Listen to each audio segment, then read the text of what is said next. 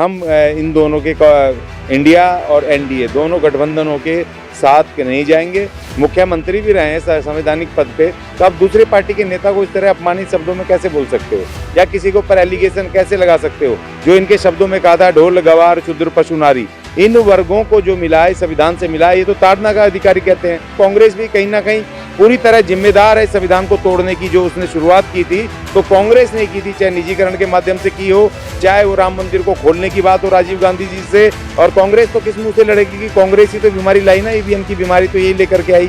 ये जो बीमारियां हैं, ईडी हो चाहे वो आतंकवाद के खिलाफ के वो कानून हो, वो उस समय सब विपक्ष मना कर रहा था लेकिन जबरदस्ती लेकर के आ रहे थे। ये कांग्रेस पहली दलित प्रधानमंत्री बहन कुमारी मायावती शपथ लेंगी, ये हमारा पूरा विश्वास है। नमस्कार, मैं कशिश और स्वागत है आपका लीडिंग भारत में। देखा जाए यहाँ पर एक तरफ लोकसभा चुनावों की तैयारियां लगातार जमकर चल रही है और अगर देखा जाए यहाँ पर तो यहाँ पर एक बयान का इंतजार किया जा रहा था। लगातार कहा जा रहा था कि जो मायावती जी है यानी कि जो बहन जी है वो क्या निर्णय लेती है। अब निर्णय तो सामने आ चुका है, उन्होंने कहा लोकसभा चुनाव वो अकेले लड़ती हुई नजर आएगी। और वहीं पर अगर देखा जाए तो इंडिया गठबंधन कहीं ना कहीं मायूस थोड़ा सा नजर आया, लेकिन बीजेपी बहुत ज्यादा खुश नजर आई है। तो इसी मुद्दे पर चर्चा करेंगे। हमारे साथ यहाँ पर अशोक जी मौजूद है। सर, सीधा सवाल यही है कि अभी तक मायावती जी ने कोई डिसीजन नहीं लिया था, जन्मदिन वाले दिन उन्होंने डिसीजन दिया, क्या सोच के लिया होगा? नहीं देखिए, जन्मदिन जो है बहन जी का वो बहुत ही इम्पोर्टेंट है और बहुजन समाज के लिए ये बहुत ही महत्व का दिन है। और जो भी बहन जी आज तक जो करती आई हैं पिछले बहुत सारे वर्षों में, जन्मदिन के दिन घोषणाएं होती हैं जन का। जब वो मुख्यमंत्री थी तब भी वो अपनी सरकार की पूरे साल की घोषणाएं कि क्या क्या करना है, स्कूल बनाने, कॉलेज बनाने हैं या जो और भी बहुत सारी चीज़ें हैं वो करनी है जनता के लिए, घर बनाने, तो इसी दिन घोषणा होती थी और वो पूरे साल वो काम होता था। तो आज इसलिए बहन जी ने आज पूरी तरह से ये ऑफिशियल और ऑथेंटिक ये उनका ये डिसीज़न है कि जो उन्होंने डिसीज़न लिया अकेले लड़ने का कि हम किसी के साथ, ये तो पहले कह दिया था लेकिन आज उस पर पूरी तरह मोहर लग गई है कि हम इन दोनों के इंडिया और एनडीए दोनों गठबंधनों के साथ नहीं जाएंगे। यहाँ तक कि जो इनके साथ जो अलायंस पार्टनर भी हैं, हम स्टेट में भी उनके साथ वो नहीं करेंगे। तो ये उनका बहन जी का पहले से वो था और आज उसके ऊपर पक्की मोहर लग गई है। अब किंतु परंतु की कोई गुंजाइश बची नहीं है। अब 2024 की लड़ाई के लिए कमर कस ली है और बहन जी ने भी कहा कि हम अपने स्तर पे अकेले लड़ेंगे। तो आज वो पूरी तरह से युद्ध का ऐलान हो गया है कि हम अब किसी की तरफ ना देख करके अब पूरी तरह आंख मूंद करके अपनी लड़ाई को आगे बढ़ाना है तमाम कार्यकर्ताओं को, नेताओं को, और ये मैसेज बहन जी ने आज दे दिया। लेकिन अगर दूसरी तरफ देखा जाए तो भी महज कुछ दिन पहले की खबर है जब अखिलेश यादव यहाँ पर अपने तमाम नेताओं को, कार्यकर्ताओं को समझाते हुए नजर आ रहे थे कि बहन जी की यहाँ पर इज्जत करनी चाहिए, उम्र में हमसे बड़ी है। तो तब कहीं ना कहीं ऐसा लग रहा था कि शायद सपा यहाँ पर बसपा के साथ मिलती हुई नजर आ सकती है। नहीं देखिए, ये तो पॉलिटिकल एक स्टंट भी कह लें या पॉलिटिकल जब प्रेशर क्रिएट होता है, क्योंकि राम गोपाल जी ने जिस तरीके से बहन जी के विरुद्ध उस पर कहा था कि बासपा सपा हटाओ, ये सब उस तरह का प्रेस में चला था। और इनसे भी अखिलेश यादव जी ने भी कहा था कि भाई बहन जी को एक सवाल पे प्रेस के कि भाई क्या वो इंडिया गठबंधन के साथ बहन जी आएंगी, तो उन्होंने कहा चुनाव के बाद क्या होगा, मतलब कहाँ जाएंगी वो, क्या कौन गारंटी लेगा। तो इस तरह के जो सवाल जब आए तो देखिए, बहुजन समाज तो समाजवादी पार्टी में भी है, दूसरी उसमें भी है, तो उनको अपने वोट का खतरा महसूस हुआ और प्रेशर क्रिएट हुआ कि आप राजनीतिक दल के एक रेपुटेड राजनीतिक दल के नेता हैं, मुख्यमंत्री भी रहे हैं संवैधानिक पद पे, तो आप दूसरे पार्टी के नेता को इस तरह अपमानित शब्दों में कैसे बोल सकते हो या किसी के ऊपर एलिगेशन कैसे लगा सकते हो। तो जब बहन जी ने ट्वीट किया था कि उनको अपने दायरे में रहने की हिदायत दी थी बहन जी ने और कहा था इस तरह दूसरी पार्टियों पे लांछन नहीं लगाना चाहिए, तब उसको डैमेज कंट्रोल करने के लिए ये अखिलेश यादव जी ने ये बयान दिया कि बहन जी को अपने लोगों को बोल करके कि बहन जी सीनियर हैं, उनके विरुद्ध ऐसी भाषा का प्रयोग नहीं करना चाहिए। तो एक तरह से उनका माफ़ीनामा भी था। और जो उनको डैमेज कंट्रोल होना है, क्योंकि समाजवादी पार्टी में भी बहुत सारे अनुसूचित जाति जनजाति के लोग हैं जो बहन जी को प्यार करते हैं और जो बहन जी के साथ, और नेता भी हैं उसमें बहुत सारे जो कि बहुजन समाज पार्टी के ही लीडरशिप में से निकल के गए हैं। तो इसीलिए उनको लगा कि भाई मुझे माफ़ी मांगनी चाहिए, एक तरह की माफ़ी है ये और एक्सक्यूज़ है, और अपने लोगों को ये ओपनली डायरेक्ट ना माफ़ी मांग के इसके माध्यम से उस डैमेज कंट्रोल किया है। लेकिन एक तरफ ये देखा जाए कि भाजपा की तरफ अगर देखा जाए तो राम मंदिर का मुद्दा बहुत ज़्यादा उठ रहा है और हर कोई ये कह रहा है कि शायद राम मंदिर के नाम पे वोट मांग सकती है भाजपा। दूसरी तरफ देखा जाए तो यहाँ पर इंडिया अलायंस है जो यहाँ पर राहुल गांधी की तरफ से यात्रा शुरू की गई है, तो हर किसी के पास कोई ना कोई एक स्टंट कह लीजिए या एजेंडा कह लीजिए वो है। तो बसपा के पास ऐसा क्या होगा कि जनता उनकी तरफ आती नजर आए? देखिए, भारत के संविधान को बचाने की सबसे बड़ा एजेंडा बहन जी के पास है और बहुजन समाज पार्टी के पास है।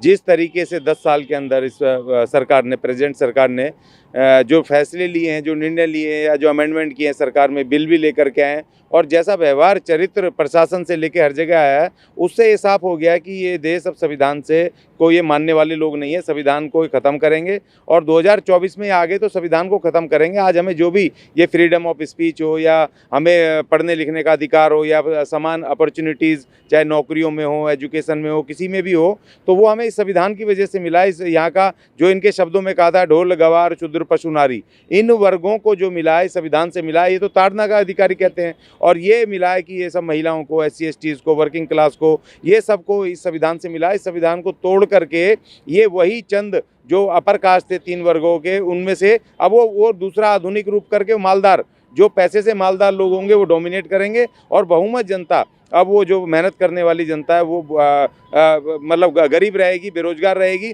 उसकी कोई सुनवाई नहीं होगी, जेलें बना रहे हैं ये। तो उस तरीके से बहन जी के पास बहुत बड़ा मुद्दा है जो कि किसी के पास नहीं है संविधान को बचाने का, क्योंकि कांग्रेस भी कहीं ना कहीं पूरी तरह जिम्मेदार है संविधान को तोड़ने की। जो उसने शुरुआत की थी तो कांग्रेस ने की थी, चाहे निजीकरण के माध्यम से की हो, चाहे वो राम मंदिर को खोलने की बात हो राजीव गांधी जी से, चाहे वो उस पर नौकरियों पे 7th पे कमीशन ला करके 4th क्लास नौकरियों को अबॉलिश करने की बात हो और ठेकेदारी प्रथा लाने की बात हो। तो कांग्रेस लगातार संविधान को धीरे धीरे खत्म कर रही थी। इन्होंने पूरी तरह से 10 साल में पूरा जोर से इसको खत्म करने की कोशिश की और जिस तरीके से अभी ये जो 3 कानून बने हैं और जिसमें कि 146 विपक्ष के सांसद बाहर करके जिस तरीके से गैर संवैधानिक पद्धति से, गैर डेमोक्रेटिक तरीके से, लोकतांत्रिक तरीके के बिना इन्होंने जिस तरीके से अपनी पार्टी के लोगों के सामने बैठ करके पास कर लिए और उसको थोप दिया, लाद दिया, ट्रक चालक लड़ रहे हैं, तमाम लोग लड़ रहे हैं। अगर विपक्ष उस पर चर्चा कर लेता तो बहुत सारी जो खामियां थी दूर हो जाती और उससे जनता नहीं लड़ती। बहुत सारे अभी तो महिलाएं लड़ेंगी क्योंकि महिलाओं के बहुत सारे अधिकार जो हैं उनके हिंदू मैरिज एक्ट में और जो IPC जो उनके अधिकार थे उनको कमज़ोर किया है, ख़त्म किया है। तो अभी तो महिलाओं को पता नहीं चल रहा है ना, अभी तो इन्होंने राम में एक वो बना दिया, धार्मिक एक माहौल क्रिएट करने की कोशिश की है। और इस वजह से बहन जी के पास सबसे बड़ा मुद्दा है संविधान बचाओ, भारत के संविधान को बचाना, भारत के स्टेटस को, क्योंकि ये भारत के स्टेटस को ख़त्म करके हिंदू राष्ट्र बनाना चाहते हैं इस देश को। तो उस स्टेटस को बनाना, भारत के संविधान को बचाना, इससे बड़ा मुद्दा शायद किसी के पास नहीं हो सकता और बहन जी के पास ये है और हम इसी मुद्दे को लेके जाएंगे। लेकिन बार बार हम देखते हैं कि विपक्ष इल्ज़ाम लगाता हुआ नजर आता है कि बीजेपी इसलिए जीत जाती है क्योंकि EVM है और यहाँ पर बीजेपी कहती है कि अगर EVM से हम जीते तो सारे स्टेटों में जीतते हुए नजर आते, हारते नहीं। तो एक लगता है कि 24 के चुनावों में फिर से EVM का मुद्दा कहीं ना कहीं बड़ा होता नजर आया। देखिए, EVM का मुद्दा लगातार चल रहा है, आगे बढ़ रहा है, लेकिन ये बड़ा नहीं हो पा रहा है। उसकी कुछ कारण हो सकते हैं, लेकिन अभी भी कुछ वकील भी लड़ रहे हैं लगातार। बहन जी भी इसके खिलाफ तो लगातार बोल रही हैं, वो तो पहले से हमारी लड़ाई है। और ये कांग्रेस वगैरह या आम आदमी पार्टी ये जब कहीं हारते हैं तो तब तो EVM का मुद्दा उठा लेते हैं, लेकिन बीजेपी भी बहुत चालाक है। वो क्या करती है, छोटे छोटे चुनाव इनको जितवा देती है जिससे उनका मुंह बंद हो जाता है। एक आध स्टेट दे दिया, कुछ दे दिया, कुछ लोग विधायक दे दिए, तो वो जानबूझ के पूरी सेटिंग ऐसे करते हैं कि पूरी तरह से उनके ऊपर ना आ पाए। तो इसीलिए ये लोग चुप हो जाते हैं और उसको लड़ते नहीं हैं। और कांग्रेस तो किस मुंह से लड़ेगी कि कांग्रेस ही तो बीमारी लाई ना, EVM की बीमारी तो यही लेकर के आई। ये जो बीमारियां हैं, ED हो, चाहे वो आतंकवाद के खिलाफ के वो कानून हो, वो उस समय सब विपक्ष मना कर रहा था लेकिन ज़बरदस्ती लेकर के आ रहे थे ये कांग्रेस। तो ये कांग्रेस की बीमारियां हैं जो आज बीजेपी उसका फ़ायदा उठा करके और आज ये कर रही है। देखिए, दोनों चीज़ों के नेगेटिव पॉजिटिव 2 पहलू होते हैं। आज जो ये बीजेपी कर रही है गुंडागर्दी, ये ज़बरदस्ती, ये संविधान के विरुद्ध, लोकतंत्र के विरुद्ध, जनता के विरुद्ध जो काम कर रहे हैं, वो कहीं ना कहीं इनको भी कल को भुगतना पड़ेगा, क्योंकि सत्ता कभी स्थायी नहीं होती। भले ही चाहे आप EVM से जीत जाओ, मगर जनता से कैसे जीतोगे? जब जनता खड़ी होती है तो बड़ी बड़ी सल्तनतों को उखाड़ फेंका। जब अंग्रेजों को नहीं छोड़ा, 150 देशों पे राज करने वाले 250 वर्षों तक देश में राज करने वाली उस सत्ता को उखाड़ फेंका, जिन्होंने कभी सोचा नहीं था हम जाएंगे। तो ये जनता जब खड़ी हो जाएगी, मासूम जनता है, जब तक बरगलाए में आती है, लेकिन पेट की भूख जब बढ़ेगी और बच्चे जब सामने दिखाई देंगे, क्योंकि 85 करोड़ लोग तो वैसे ही 5 किलो राशन देके पाल रहे हैं, खुद कह रहे हैं। अब वो लगातार बढ़ेगा, क्योंकि जिस तरह महंगाई बढ़ रही है, बेरोजगारी बढ़ रही है, उससे एकदम से लोगों के अंदर साल 2 साल में जल्दी से ही वो होगा, कहीं श्रीलंका जैसा हाल ना हो जाए। क्योंकि लोग मंदिरों में कब तक जाएंगे, उनको एजुकेशन चाहिए बढ़िया। हमारे जो नौजवान आ रहा है, वो आज जो व्हाट्सएप पे या उस पर देख रहा है सोशल मीडिया पे पूरी दुनिया के नौजवानों को, वो भी वैसी स्वतंत्र लाइफ जीना चाहता है, वो भी ऐसी बढ़िया लाइफ और अपनी लिविंग स्टैंडर्ड को ऐसा चाहता है कि वो भी आज़ाद रहे, वो भी वैज्ञानिक बने, वो भी खोज करे, वो उसको भी जीवन में कोई डिस्टर्बेंस ना हो और उसका भी इतना खूबसूरत जीवन हो, अच्छे से फ्लैट हो। वो भी चाहता है ना, एक बढ़िया जीवन चाहता है, वो भी घूमे देश दुनिया में। लेकिन घूमेगा जब ना, जब पैसे होंगे, जब रोजगार होगा, जब उसकी आर्थिक स्थिति और शैक्षणिक स्थिति बढ़ेगी, जब तो दुनिया में घूमेगा ना, बेहतर लाइफ जिएगा। तो आज ये जो कर रहे हैं, ये कहीं ना कहीं अपने लिए गड्ढा खोद रहे हैं कि ये संविधान के विरुद्ध और खासतौर पे लोकतंत्र के विरुद्ध जो काम कर रहे हैं। तो आप करने दीजिए, लेकिन वो ज़्यादा चलता नहीं है। सत्ता कभी स्थायी नहीं होती। अगर स्थायी होती तो बड़े बड़े भगवानों को भी इस दुनिया से जाना पड़ा।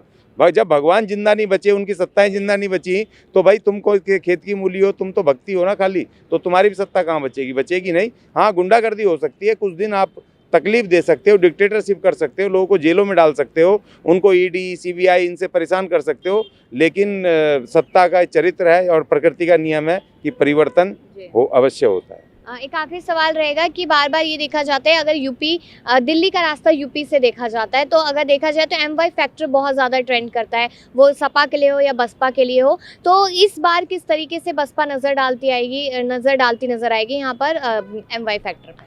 देखिए, वो तो बहुत ज़रूरी है। कल AIMI के नेता वक़ार यूनुस जी हैं, वो बोल रहे थे।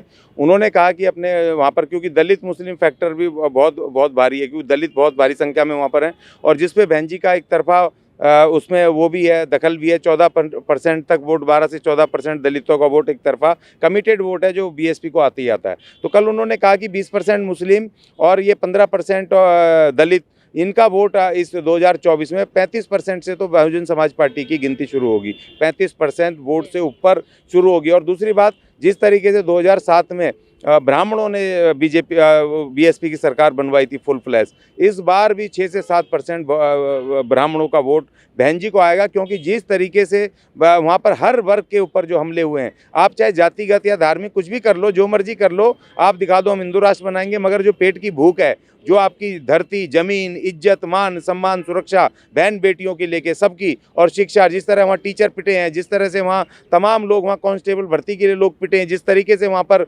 अत्याचार हो रहे हैं, तो अब लोग वहाँ बर्दाश्त नहीं करेंगे। और कम से कम 50 सीटें बहुजन समाज पार्टी को आनी है, क्योंकि मुस्लिम अब एक तरफा दलितों के साथ मिल करके इनको उखाड़ फेंकेगा। क्योंकि उसका एक बड़ा कारण ये है, क्योंकि कांग्रेस उत्तर प्रदेश में शून्य है और समाजवादी पार्टी ने अपनी जो वो है विश्वसनीयता वहाँ पर खोई है, दलितों में भी खोई है और मुस्लिमों में भी खोई है। अब सिर्फ और सिर्फ एक पार्टी बची है, बहुजन समाज पार्टी, जो कि वहाँ पर BJP को सीधी टक्कर दे सकती है, चुनौती दे सकती है, उसको रोक सकती है। क्यों? क्योंकि 2019 का जो चुनाव हुआ था, उसमें बहन जी के बहुजन समाज पार्टी के 10 सांसद जीते लोकसभा के, और 37 सीटें ऐसी थीं जिनमें कि दूसरे नंबर पे थी, जिसमें 250 वोट का अंतर था, 1000 का था, 2000 का, ज़्यादा फर्क नहीं था।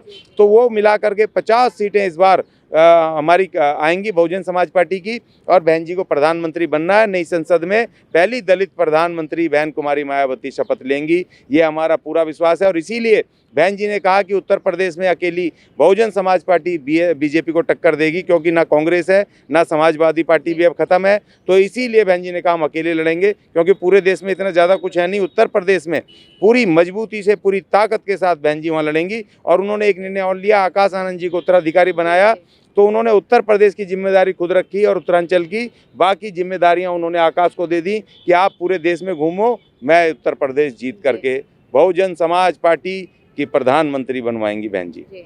बिल्कुल आपने सुना अशोक जी तमाम सवालों का जवाब देते नजर आए और कहीं ना कहीं अगर यहाँ पर बसपा की बात की जाए और बहुजन समाज की बात की जाए तो लगातार आवाज़ें सुनने को मिल ही रही है कि मायावती जी जो है उन्हें प्रधानमंत्री बनाया जाए, क्योंकि तानाशाही जो देश में लगातार चल रही है उसको लेकर तो विपक्ष लगातार सवाल उठा ही रहा है। लेकिन क्या लगता है अब आपको कि इंडिया गठबंधन का जो फैसला हुआ है और यहाँ पर जिस तरीके से एनडीए लगातार चल ही रहा है, वो धर्म के मुद्दा हो या फिर जाति का कोई मुद्दा हो, तो लगता है कि बसपा उन्हें पछाड़ पाएगी? इस पर अपनी राय जरूर दीजिएगा। तमाम खबरों के लिए देखते रहिए लीडिंग भारत।